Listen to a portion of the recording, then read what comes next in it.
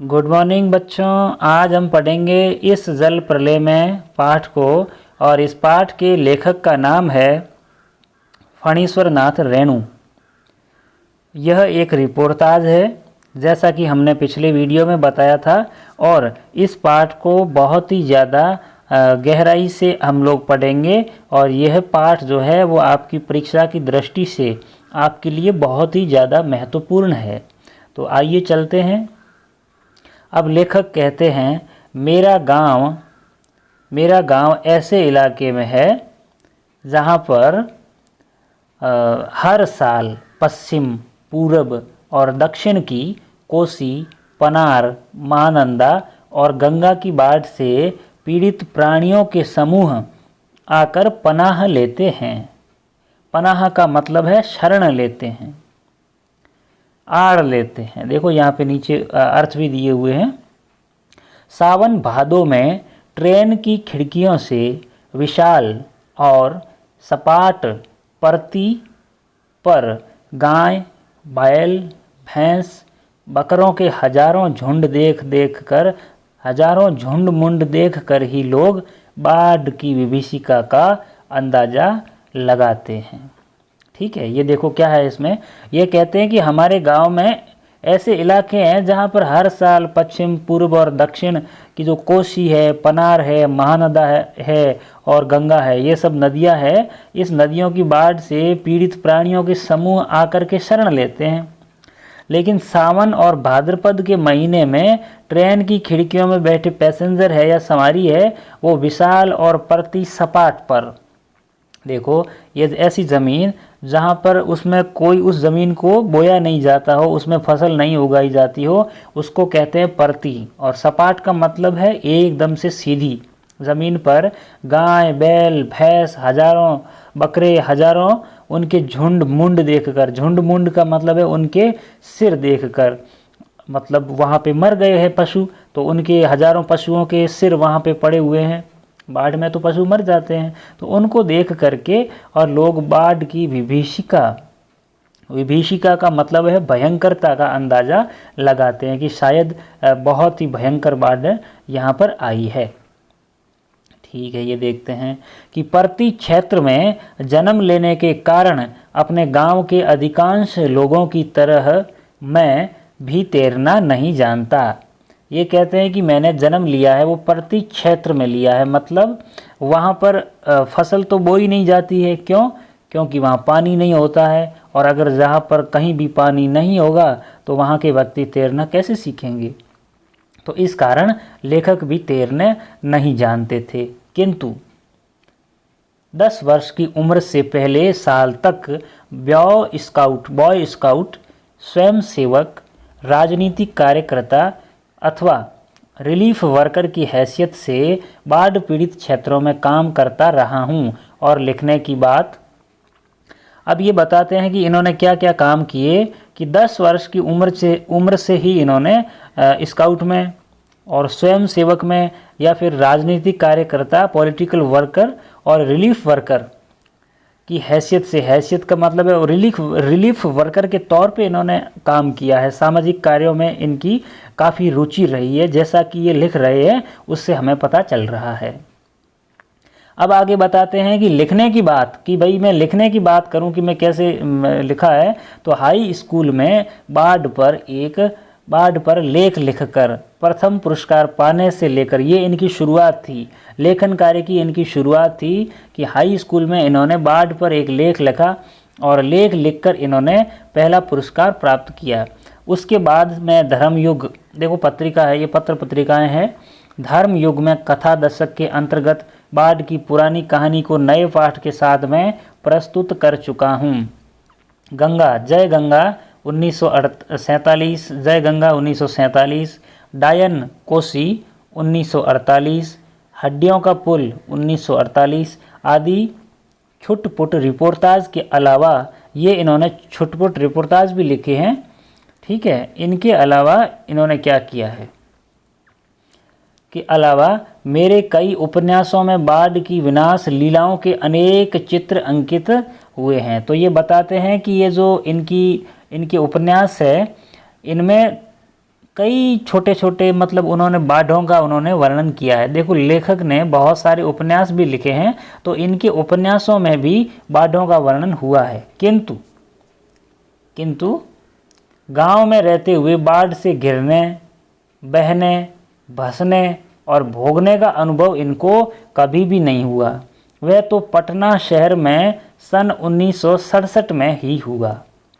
अब ये कहते हैं कि हालांकि उनका लगाव गांव से रहा है, ग्रामीण परिवेश से आते हैं ये लोग, मतलब ये लेखक, लेकिन ये बताते हैं कि जिस क्षेत्र में वो रहा वहाँ बाढ़ें तो आ रही, लेकिन इनको बाढ़ का और भोगने का, सहन करने का जो अनुभव है वो पहली बार किसी गांव में नहीं हुआ, वो उनको हुआ है शहर में, और उस शहर का नाम है पटना।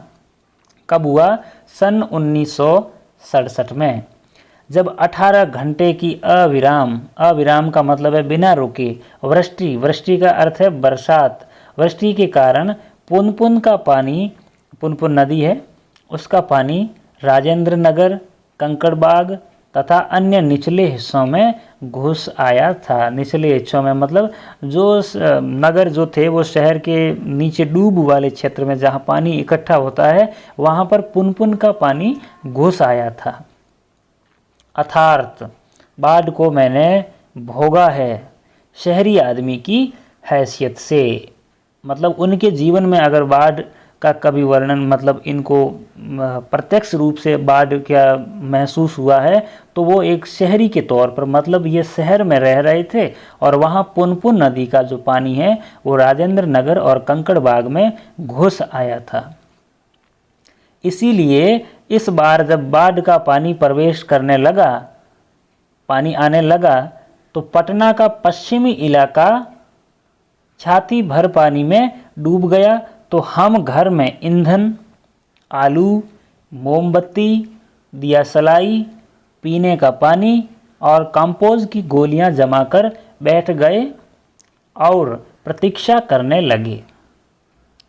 देखो ये बताते हैं कि मैंने उपन्यास में, मेरे जो उपन्यास लिखे हैं उनमें मैंने खूब बाढ़ों का वर्णन किया है, लेकिन मेरे जीवन में जो बाढ़ आई है वो पटना शहर में, जब मैं एक शहरी के तौर पर रह रहा था उस समय वहाँ पर बाढ़ आई थी और उसका उन्होंने वर्णन किया है। ये बताते हैं कि सन 1967 में 18 घंटे की लगातार बारिश के कारण पुनपुन का पानी जो है वो राजेंद्र नगर और कंकड़बाग के निचले एरिया में आ गया था।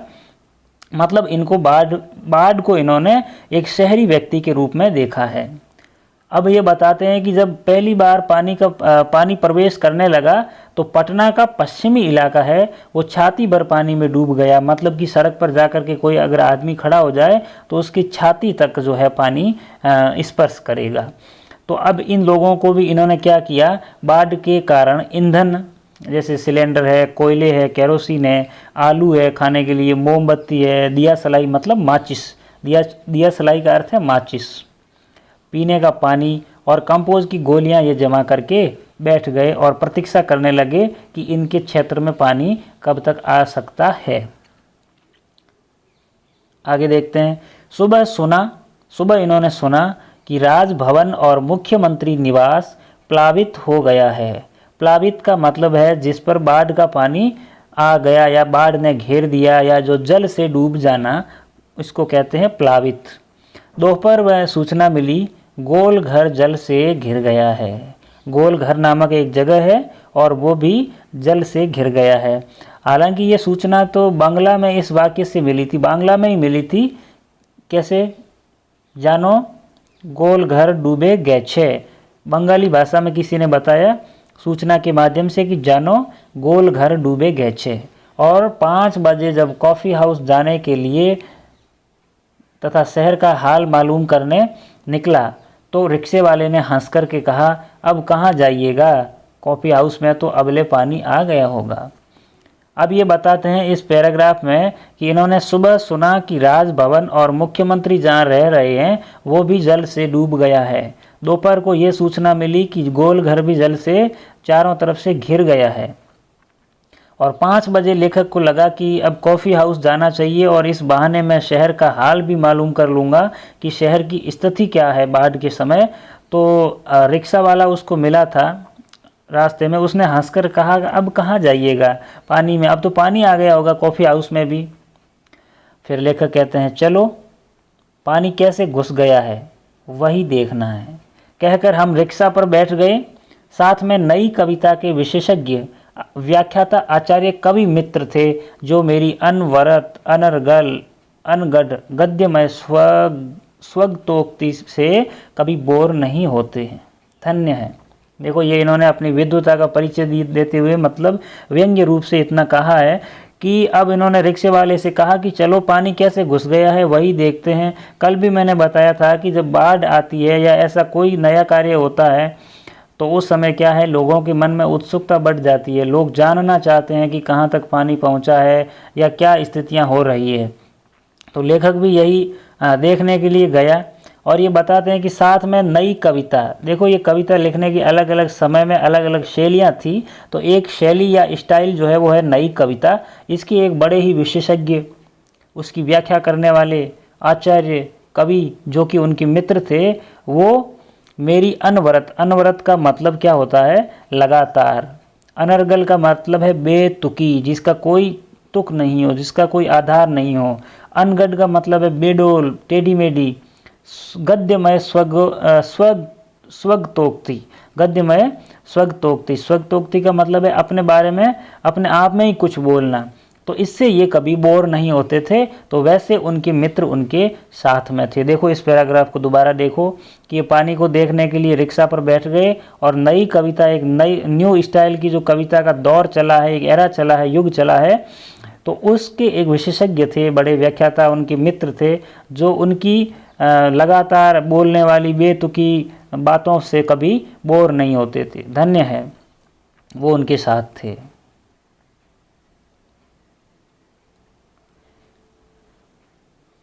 अब आगे देखेंगे motor, scooter, tractor, motorcycle, truck, टमटम, साइकिल, रिक्शा पर और पैदल लोग पानी देखने के लिए जा रहे हैं। लोग पानी देखकर लौट रहे हैं। देखने वालों की आंखों में, जुबान पर एक ही जिज्ञासा है, पानी कहाँ तक आ गया है। लोगों के मन में जिज्ञासाएं हैं कि पानी कहाँ तक पहुँच गया है और उनका क्षेत्र जो मतलब उनके क्षेत्र से पानी कितना दूर है। देखकर लौटते हुए लोगों की बातचीत, फ्रेजर रोड पर आ गया क्या, आ गया क्या, पार कर गया। Shri Krishnapuri, Pataliputra colony, boring road, industrial area का कहीं पता नहीं। अब भट्टाचार्य रोड पर पानी आ गया होगा, छाती भर पानी है। वीमेंस कॉलेज के पास डुबाव पानी है, आ रहा है, आ गया, घुस गया, डूब गया, बह गया। अब लोग मोटरसाइकिल से, स्कूटर से, ट्रैक्टर से और पैदल ही जा रहे हैं, कुछ रिक्शा पर पानी देखने के लिए, और पानी देख देख कर लौट रहे हैं। लौटते हुए बातें कर रहे हैं। एक दूसरे के मन में जिज्ञासाएं फैली हुई है कि पानी कहाँ तक आ गया, और अलग अलग कॉलोनियों के अलग अलग सड़कों के नाम ले रहे हैं कि वहाँ तक आ गया क्या पानी, फ्रेजर रोड पर आ गया। फिर कहते हैं कृष्णापुरी, पाटलिपुत्र कॉलोनी या बोरिंग रोड पर आ गया, पता नहीं। कोई कह रहा है कि पता नहीं, आ गया होगा। तो इस प्रकार की लोगों के मन में जिज्ञासाएं भी उठ रही थी। तो उनका इन्होंने आंखों देखा वर्णन किया है इस रिपोर्टाज के माध्यम से। और अगर आपको रिपोर्टाज का पता नहीं है तो जो पहले वीडियो जो मैंने डाला था उसमें रिपोर्टाज के बारे में लिखा हुआ है, ऊपर आई बटन पे आ जाएगा, वहाँ से आप देख लो। अब ये बताते हैं कि जब हम कॉफ़ी हाउस के पास में पहुँचे, कॉफ़ी हाउस बंद कर दिया गया था और सड़क के किनारे एक मोटी डोरी की शक्ल में गेरुआ झाग फैन में उलझा पानी तेज़ी से सरकता आ रहा था। मैंने कहा, आचार्य जी आगे जाने की ज़रूरत नहीं, वो देखिए आ रहा है मृत्यु का तरल दूत। ये बहुत ही महत्वपूर्ण पंक्ति है, मृत्यु का तरल दूत। अब ये कॉफ़ी हाउस के पास में पहुँचे तो कॉफ़ी हाउस तो बंद कर दिया गया था और सड़क के किनारे एक मोटी डोरी की शक्ल में, जब सड़क पे एक जैसे ऐसा लग रहा था कि एक मोटी डोरी, एक रस्सी मोटी वहाँ पे पड़ी हुई हो, ऐसा लग रहा था, थी नहीं रस्सी। तो गेरुआ रंग जो है, ऑरेंज टाइप का जो रंग है, भगवा रंग है, उस कलर में, मटमैले कलर में एक झाग फैन में उलझा पानी, झाग वाला पानी जो था वो तेज़ी से उनकी ओर सरकता हुआ आ रहा था। सरकने का मतलब है रपटता हुआ आ रहा था। तो लेखक ने कहा, आचार्य जी जो उनके साथ उनके मित्र थे, कि आगे जाने की ज़रूरत नहीं है, वो देखिए आ रहा है मृत्यु का तरल दूत। मृत्यु का तरल दूत किसको कहा गया है? बाढ़ के पानी को कहा गया है। एक बार और यहाँ पे ध्यान से सुनो, ये प्रश्न भी है कि मृत्यु का तरल दूत कौन है? बाढ़ का पानी है। बाढ़ के पानी को मृत्यु का तरल दूत क्यों कहा गया है? ये प्रश्न बहुत ही ज़्यादा महत्वपूर्ण है। ठीक है, आगे देखेंगे। आतंक के मारे मेरे दोनों हाथ बरबस जुड़ गए। बरबस का मतलब है अचानक। डर के मारे लेखक के दोनों हाथ अचानक जुड़ गए और सभय प्रणाम निवेदन में मेरे मुंह से कुछ अस्फुट शब्द निकले। हाँ, मैं बहुत कायर और डरपोक हूँ। देखो, अस्फुट का मतलब है अस्पष्ट। अब डर के मारे लेखक के दोनों हाथ जुड़ गए। उनको लगा कि अरे मतलब बिल्कुल ही वो भयभीत हो गए लेखक। रिक्शा वाला बहादुर है, कहता है चलिए ना थोड़ा और आगे। अब रिक्शे वाला भी कह रहा है चलो सब थोड़ा और आगे चल के आपको और दिखाते हैं। भीड़ का एक आदमी बोला, ए रिक्शा, करंट बहुत तेज़ है, आगे मत जाओ। भीड़ में से, देखो सलाह देने वालों की कमी नहीं है इस दुनिया में। तो भीड़ में से एक आदमी बोला, अरे ए रिक्शा। ए रिक्शा का मतलब है ए रिक्शे वाले। ठीक है, क्योंकि रिक्शा के तो कान नहीं है, रिक्शा तो सुनेगा नहीं। तो स्वाभाविक सी बात है, ये किसको कहा गया है? रिक्शा चालक को कहा गया है कि करंट बहुत तेज़ है, धारा प्रवाह जो है वो बहुत ही ज़्यादा तेज़ है, आगे मत जाओ। मैंने रिक्शे वाले से अनुनय भरे स्वर में कहा। अनुनय भरे का मतलब निवेदन पूर्वक कहा कि लौटा ले भैया, आगे बढ़ने की ज़रूरत नहीं है। दरअसल लेखक भी थोड़ा सा पानी से डर गया था। अब ये कहते हैं, रिक्शा मोड़कर हम अप्सरा सिनेमा हॉल, सिनेमा शो तो हालांकि बंद था, अप्सरा सिनेमा हॉल के बगल से मतलब पास से गांधी मैदान की तरफ चले। पैलेस होटल और इंडियन एयरलाइंस दफ्तर के सामने पानी भर रहा था। पानी की तेज धारा पर लाल हरे नियन विज्ञापनों की परछाइयाँ सैकड़ों रंगीन सांपों की सृष्टि कर रही थी। अब ये बताते हैं कि खूब पानी भरा हुआ था और उसकी धारा पर जो नियॉन के विज्ञापन, नियॉन देखो शायद गैस है, तो उसकी विज्ञापनों पर जो एडवर्टाइजमेंट होते हैं फ्लैक्सिंग वाले, जो एकदम चमकीले से, उनके जो लाल हरी लाइटें थी वो उसमें पानी के ऊपर वो लाइटें पड़ रही थी और ऐसा लग रहा था जैसे पानी के ऊपर कोई लाल पीले हरे सांप चल रहे हो। ठीक है बच्चों, आ रहा समझ में? अभी आगे बताते हैं कि गांधी मैदान की रेलिंग के सहारे हजारों लोग खड़े देख रहे थे। गांधी मैदान की रेलिंग के सहारे क्या था? हजारों लोग खड़े देख रहे थे। किसको? बाढ़ के पानी को। दशहरा के दिन राम के रथ की प्रतीक्षा में जितने लोग रहते हैं उससे कम नहीं थे। अब ये लोगों की संख्या बताते हुए कहते हैं कि जब दशहरे के दिन जब रावण का दहन होता है और रामलीला होती है, तो राम का जब रथ आता है उसकी प्रतीक्षा में जितने लोग रहते हैं उससे यहाँ कोई कम नहीं थे। गांधी मैदान के आनंद उत्सव, सभा सम्मेलन और खेल कूद की सारी स्मृतियों पर धीरे धीरे एक गैरिक आवरण छा रहा था। गैरिक का मतलब है गेरुए रंग का, भगवे रंग का आवरण छा रहा था। मतलब वो धीरे धीरे सारी बातें उनके आच्छादित हो रहा था। आच्छादित हो रहा था मतलब उसको ढक रहा था, आवरण उसको ढक रहा था। हरियाली पर शने शने पानी फिरते देखने का अनुभव सर्वथा नया था। ये बता रहे हैं कि जब वहाँ की हरियाली थी और हरियाली के ऊपर घास थी, पेड़ पौधे थे छोटे छोटे, उनके ऊपर पानी पहली बार उस लेखक ने फिरते हुए देखा। ये उनके लिए एक बिल्कुल नया एक्सपीरियंस था, नया अनुभव था। इसी बीच एक अधेड़ का मतलब है आधी उम्र का आदमी, 50 वर्ष का, मुस्टंड, एकदम से मुस्टंड मतलब तगड़ा हट्टा कट्टा, और गंवार जिसको बोलने का कोई तरीका नहीं हो वो गंवार, और जोर जोर से बोल उठा, यह जब दानापुर डूब रहा था तो पटनिया बाबू लोग उलटकर देखने भी नहीं गए। अब बूझो। अब ये कहते हैं कि पास में एक बार की बात है, दानापुर नामक जगह डूब रही थी, तो ये पटना के बाबू लोग हैं, जो पटना के कर्मचारी और पटना के रहने वाले या पटना के प्रशासनिक अधिकारी, एक बार भी देखने के लिए नहीं आए। अब देख लो, अब तुम्हारे खुद के घर में भी क्या है, बाढ़ आ गई है। मतलब ये शायद व्यक्ति जो था वो दानापुर की तरफ था और दानापुर की तरफ का था और दानापुर में एक बार बाढ़ आ गई थी। तो अब ये व्यक्ति बता रहा है कि जब हमारे क्षेत्र में बाढ़ आई थी तब तुम पटना के बाबू लोग कभी देखने ही नहीं आए और अब तुम्हारे यहाँ आ गई है तो झेलो इसको। तो मैंने अपने आचार्य कवि मित्र से कहा, पहचान लीजिए, यही है वह आम आदमी जिसकी खोज हर साहित्यिक संगोष्ठियों में होती रहती है। उसके वक्तव्य में दानापुर के बदले उत्तर बिहार अथवा कोई भी बाढ़ग्रस्त ग्रामीण क्षेत्र जोड़ दीजिए। देखो ये पैसेज, ये पैराग्राफ बहुत ही महत्वपूर्ण है। तो लेखक ने अपने मित्र से कहा कि देखो भाई साहब, ये जो है आम आदमी की, जिसकी हम कॉमन मैन की जो हम रोज़ रोज़ खोज करते हैं, उसके लिए बड़े बड़े सम्मेलन करते हैं, बड़ी बड़ी संगोष्ठियां करते हैं, बड़े बड़े कॉन्फ्रेंस करते हैं, सेमिनार करते हैं, उसमें देखो आम आदमी कौन है, कॉमन मैन कौन है, ये है कॉमन मैन। क्यों? क्योंकि ये बहुत ही ज़्यादा परेशान है। परेशान किस लिए? बाढ़ आने की वजह से नहीं है, ये इसलिए परेशान है कि जब उनके क्षेत्रों में बाढ़ आती है तो बड़े शहरों में रहने वाले प्रशासनिक अधिकारी और मंत्री वगैरह उनकी कोई सुध नहीं लेते हैं, उनके बारे में बिल्कुल ही नहीं सोचते हैं। तो अब ये खींच करके कह रहा है कि जब हमारे क्षेत्रों में बाढ़ आ रही थी तब तो तुम लोग कोई काम नहीं कर रहे थे हमारे लिए, और अब जब तुम्हारे क्षेत्र में बाढ़ आई है तो अब इसको करो सहन। तो ये आम आदमी की अभिव्यक्ति है। मतलब आम आदमी, नॉर्मल व्यक्ति जब परेशान होता है तो ऐसी बात कहता है। तो ये कहते हैं कि ये दानापुर तो एक मात्र उदाहरण है। दानापुर के जगह आप अगर उत्तर बिहार या कोई भी बाढ़ग्रस्त क्षेत्र, ग्रामीण का, गाँव का क्षेत्र जोड़ देंगे तो भी ये बात इसकी उतनी ही सही साबित होगी। ठीक है, आ रहा समझ में?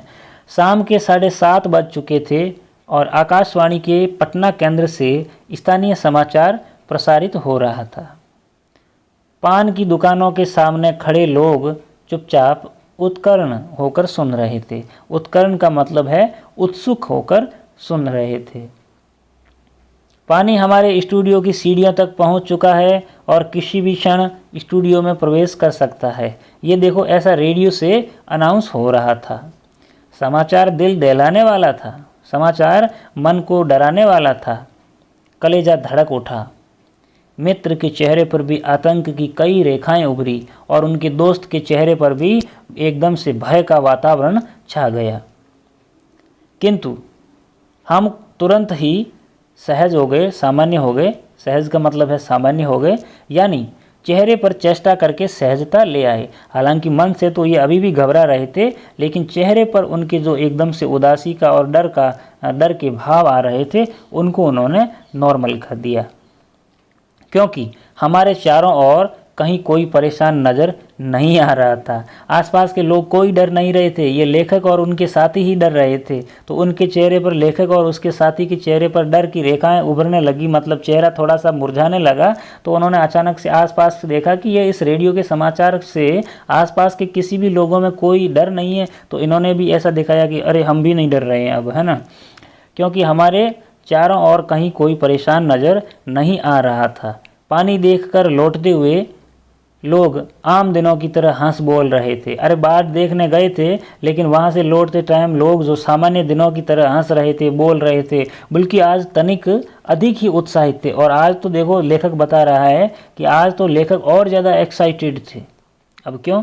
हाँ, दुकानों में थोड़ी हड़बड़ी थी, दुकानों वालों में थोड़ी हड़बड़ी थी। नीचे के सामान ऊपर किए जा रहे थे। जो नीचे सामान, भीगने वाला सामान था, उसको ऊपर रख रहे थे। रिक्शा, टमटम, ट्रक और टेम्पो पर सामान लादे जा रहे थे। इन सामानों को लोड किया जा रहा था। खरीद और बिक्री बंद हो चुकी थी। पान वालों की बिक्री अचानक से बढ़ गई थी। आसन्न संकट से कोई प्राणी आतंकित नहीं दिख रहा था। आसन्न का मतलब है निकट, पास आया हुआ।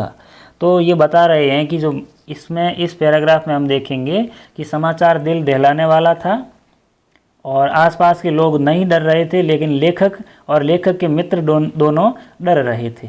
लेकिन जब उन्होंने आसपास देखा कि कोई व्यक्ति नहीं डर रहा है, तो उनके, जब लेखक और लेखक के मित्र के चेहरे पर जो रेखाएं आई हुई थी, उन रेखाओं को उन्होंने, मतलब डर की रेखाएं या डर का वातावरण उनके चेहरे से झलक रहा था, उन्होंने भी अपने चेहरे को सामान्य कर लिया। फिर ये आगे बताते हैं कि लोग वहाँ से घर जा रहे थे तो आम दिनों की तरह, नॉर्मल डेज की तरह ये लोग बिल्कुल आराम से हंसते खेलते मुस्कुराते हुए जा रहे थे, बल्कि आज तो और ज़्यादा एक्साइटेड थे लोग। इसके अलावा दुकानों में थोड़ी बहुत हड़बड़ी थी और दुकानों का सामान जो है वो टेम्पो है, रिक्शा है, इस पर लोड किया जा रहा था। लेकिन निकट जो आने वाला संकट था उससे कोई भी व्यक्ति डरा हुआ नहीं लग रहा था। और पान की दुकान पर भीड़ बढ़ गई थी। तो पान वाले के आदमकद आईने में, आदमकद का मतलब है इतना बड़ा आईना जिसमें मनुष्य का शरीर दिख जाए, उसको कहते हैं आदमकद। आदमकद आईने में, आईने का मतलब होता है शीशा, मिरर। आईने में उतने लोगों के बीच हमारी ही सूरतें मुहर्रमी नज़र आ रही थी। मतलब इतने लोगों के बीच में डरी हुई, मुहर्रमी का मतलब है डरी हुई सी नज़र, इनकी जो लेखक है इनकी और उनके मित्र की सूरत जो है, उनकी नज़र, चेहरा जो है वो डरा हुआ नज़र आ रहा है। सूरत का मतलब है शक्ल, फेस। मुझे लगा हम यहाँ थोड़ी देर ही ठहरेंगे तो वहाँ खड़े लोग किसी भी क्षण ठठाकर हम पर हंस सकते थे। ठठाकर का मतलब है हा हा, जोर से। तो ये इसलिए लोग, उनको ये लगा लेखक को कि अगर हम लोग यहाँ थोड़ी देर और खड़े रहे तो हमारे चेहरे पर डर है और दूसरे लोगों के चेहरे पर डर नहीं है, तो जिनके चेहरे पर डर नहीं है वो हमारे डरे हुए चेहरों को देख करके हम पर ज़ोर ज़ोर से हंस सकते हैं।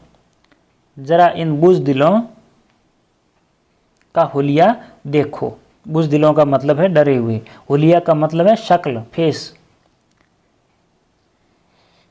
क्योंकि वहाँ ऐसी ही बातें और चारों ओर से उछाली जा रही थी। लोगों के मतलब अलग अलग तरीके की लोग बातें किए जा रहे थे।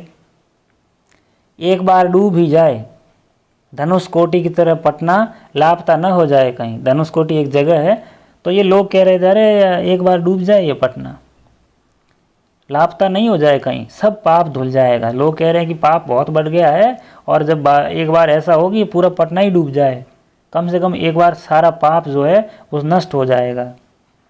चलो गोल घर के मुंडे पर ताश की गड्डी लेकर बैठ जाएं। बिस्कोमान बिल्डिंग की छत पर क्यों नहीं? भाई यही माकूल मौका है। माकूल का मतलब है उचित। इनकम टैक्स वालों को ऐन इसी मौके पर काले कारोबारियों के घर पर छापा मारना चाहिए, आसामी बामाल। अब ये लोग आपस में बातें कर रहे थे कि ऐसा करो, कि मतलब लोग ऐसा चाहते थे, बातें करते हुए ऐसा लग रहा था उनकी बातों से। तो जो लोग वहाँ पे खड़े थे वो ताश खेलने के लिए जा रहे थे बिस्कोमान बिल्डिंग की छत पर, और यही उनके लिए उचित मौका है। और इनकम टैक्स वालों को भी ऐन इसी मौके पर काले कारोबारियों के घर पर छापा मारना चाहिए, क्योंकि उस समय लोग ज़्यादा ये जुआ वगैरह खेलने लगेंगे। राजेंद्र नगर चौराहे पर मैगजीन कॉर्नर की आखिरी सीढ़ियों पर पत्र पत्रिकाएं पहले की तरह बिछी हुई थी। पूर्ववत का मतलब है पहले की तरह बिछी हुई थी। मैगजीन कॉर्नर होता है हर चौराहे, हर शहर में, तो वहाँ पे सीढ़ियों पर पत्र पत्रिकाएं पहले की तरह बिछी हुई थी। सोचा उन्होंने, लेखक ने सोचा कि एक सप्ताह की खुराक एक ही साथ ले लूं। खुराक का मतलब यह है डोज, मतलब डोज कहते हैं वैसे तो, लेकिन ये चाहते थे कि इतनी सारी पत्रिकाएं मैं यहाँ से ले लूँ कि मेरा कम से कम एक सप्ताह तो आराम से कट जाए। उसको खुराक कहा गया है। क्या क्या ले लूँ?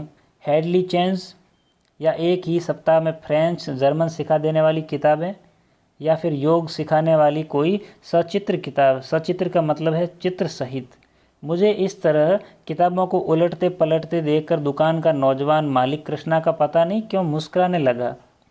ऐसे ये लेखक किताबों को उलट पुलट रहा था, तो उनको देख कर के दुकान का नौजवान मालिक, जिसका नाम था कृष्णा, पता नहीं क्यों हंसने, मतलब थोड़ा मुस्कुराने लगा। किताबों को छोड़ कई हिंदी, बांग्ला और अंग्रेजी सिने पत्रिकाएं लेकर लौटा। सिने मतलब सिनेमा की खबरें जिसमें आती है, वो सिने पत्रिकाएं लेकर के लौटा। मित्र से विदा होते हुए कहा, पता नहीं कल हम कितने पानी में रहें। बहरहाल जो कम पानी में रहेगा वह ज़्यादा पानी में फंसे मित्र की सुधि लेगा। सुधि का मतलब है खबर लेगा। अब ये दोनों मित्र, एक तो लेखक और उनके जो साथी थे, जो नई कविता के जो मतलब आचार्य व्याख्याता कवि थे, ये दोनों अलग अलग होने लगे। तो उस समय आपस में कह रहे थे कि पता नहीं कल हम कितने पानी में रहें। तो बहरहाल फ़िलहाल तो ये है कि जो कम पानी में रहेगा वो ज़्यादा पानी में फंसे हुए मित्र की खबर लेगा या उसका हालचाल पूछेगा। अब ये फ्लैट में पहुंचा ही था लेखक कि जनसंपर्क की गाड़ी भी लाउड स्पीकर से घोषणा करती हुई राजेंद्र नगर में पहुंच चुकी थी। जनसंपर्क की मतलब पब्लिक जो ट्रांसपोर्ट की गाड़ी थी वो हमारे गोलंबर के पास कोई भी आवाज़, गोलंबर है ना, हमारे गोलंबर के पास कोई भी आवाज़ चारों बड़े ब्लॉकों की इमारतों से टकराकर मंडराती हुई बार बार प्रतिध्वनित होती है। प्रतिध्वनित का मतलब है आवाज़ बार बार गूंजने लगती है। सिनेमा अथवा लॉटरी की प्रचार गाड़ी यहाँ पहुँचते ही भाइयों पुकार कर एक क्षण के लिए चुप हो जाती है। फिर पुकार मंडराती हुई मतलब घूमती हुई दोबारा आवाज़ गूंजती है, प्रतिध्वनित होती है, भाइयों भाइयों भाइयों ऐसे। तो एक अलमस्त जवान रिक्शा चालक है जो अक्सर रात के सन्नाटे में सवारी पहुंचाकर लौटते समय इस गोलंबर के पास अलाप उठता है। अलापने का मतलब है आवाज़ लगाता है कि सुन मेरे बंधु रे, सुन मोरे मितवा। ठीक है, तो ऐसे आवाज़ें भी आ रही है। अब गोलंबर के पास से जनसंपर्क की गाड़ी से ऐलान किया जाने लगा। देखो अब इस वीडियो में हम अभी इतना ही पढ़ेंगे और इसके लिए क्योंकि ज़्यादा लंबा नहीं हो जाए इसलिए एक पार्ट और बनाऊंगा। तो यहाँ तक अगर आपको समझ में आ गया है तब तो ठीक है, और अगर आपके समझ में नहीं आया है तो आप मुझे एक बार कमेंट करके ज़रूर बताएं ताकि हम कुछ सुधार करें।